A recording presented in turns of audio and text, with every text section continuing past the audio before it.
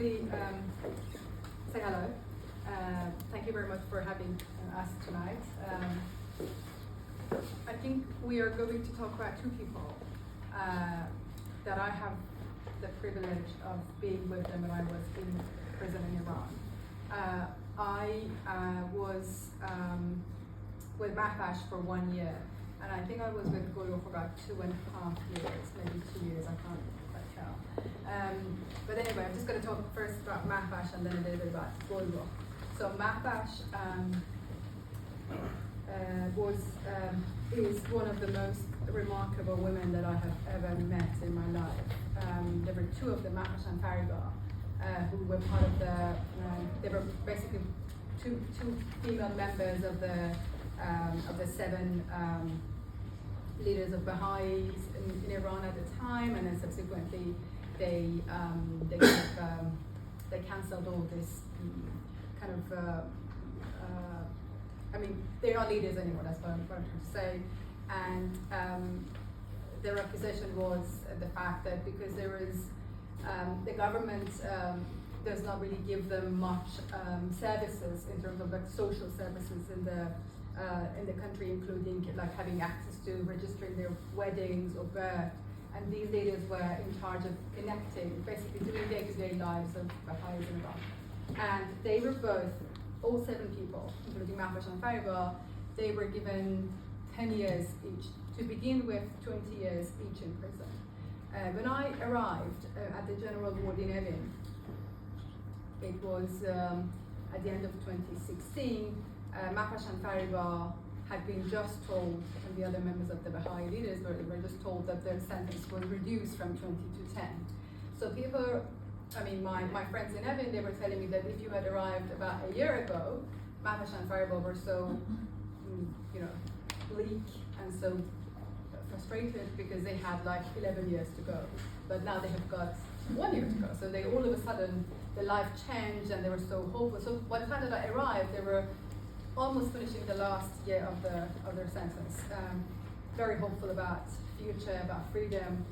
I remember when they were around, the ward was basically behaving themselves because they were the pillars of the ward. They were in prison for a very long time, and everyone just respected them, and they just behaved very well. So if there was like a fight, everyone would be like, "Look, are you not really ashamed of yourself? Look at Mahvash, who has been in prison for like such a long time."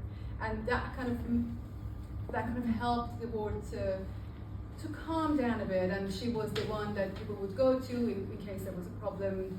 She was basically the grey head character of the ward to solve problems. But also she was an amazing poet. She had a very, very soft personality, always smiling, and she had this amazing long silver hair. I'm sure you will see in the pictures.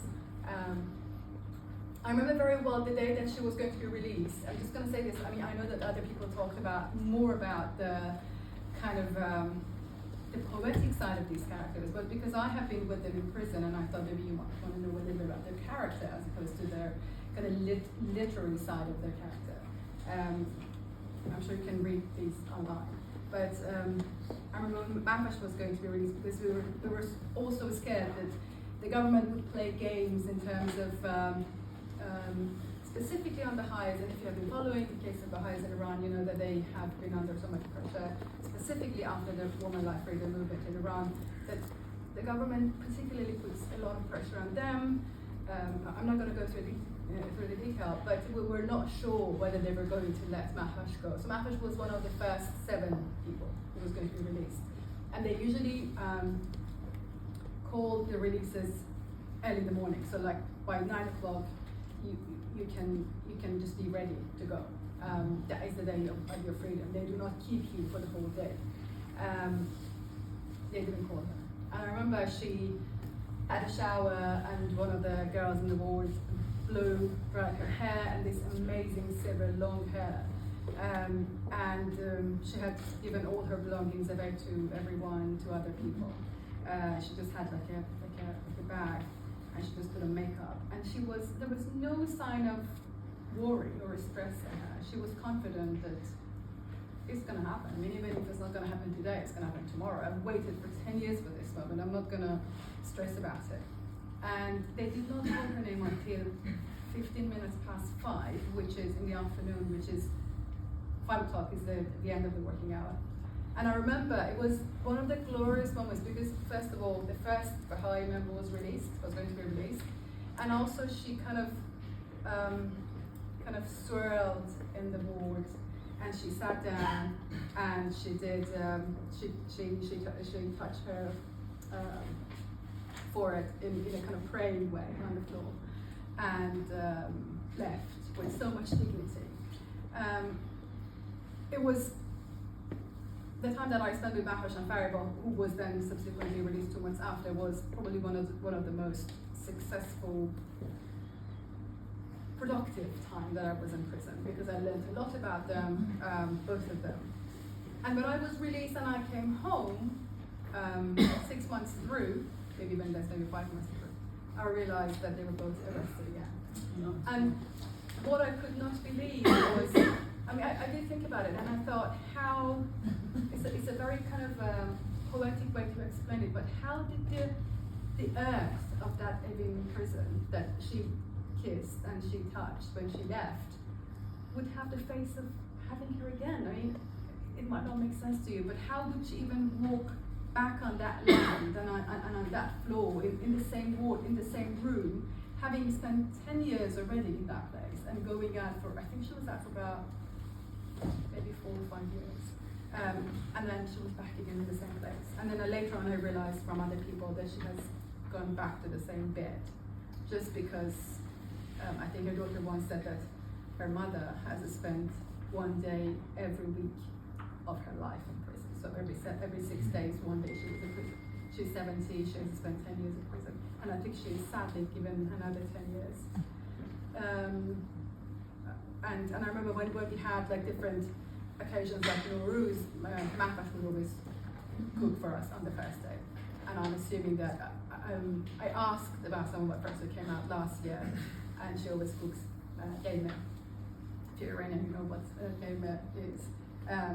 So she would invite the whole board to dinner or lunch, and I'm pretty sure she would do the same this year.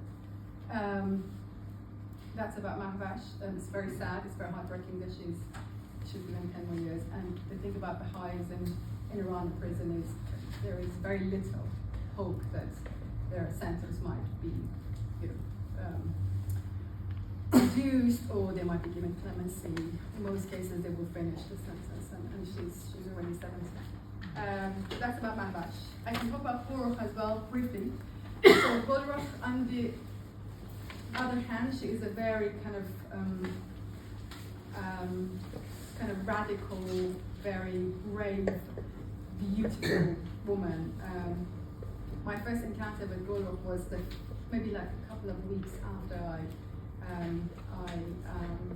arrived at the general ward, and she has got this amazing voice. So I remember that, I'm sorry, I'm just going to tell you something which might sound funny, but one of the very good things about prison and after prison is we forget about the bad things about prison, and we remember the good things.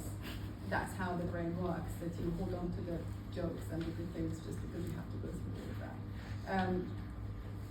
There was a kind of a clemency given to people without people asking for clemency, and that they do that often in Iran. And they called Golrokh went downstairs, and there was like an hour constant shouting and screaming and swearing to the guards. And they closed the door so that they couldn't go down. We realized that this was Golrokh shouting and the screaming, and what is she doing? So she finished, she came up, and she said, I don't want to have the clemency. I don't want to receive your clemency. Thank you very much. You can have your own clemency. And we're like, no, you can't do this. I mean, if they give you it's like you don't have a choice. They give it to you, and it's on the system. It says 5 years now, 2.5 years. And she's like, I don't really, but unfortunately, it doesn't work like that. She was given clemency. I think she served 2.5 years out of 5. I think one of the poems that is going to be read out tonight is the one that Golrokh wrote from my daughter Gabriela, who was very little when I went to prison. Golrokh is a fierce fighter. she is basically like one of the no-nonsense people in the ward. She was when I was in the ward. She served the 2.5 years. She was in prison with her husband at the time, who was in prison as well. I think he also got released later on. He had a very long sentence. And then when the Women Life Freedom movement happened, 2 weeks after she was arrested again, and I think she has got 7 years this time. I'm not sure how. I think that the accusation is propaganda against the Iranian regime, which is kind of classic accusation for everyone. Anyway, so she is now got 7 years to serve. She is an amazing cook. She's from the northern part of Iran.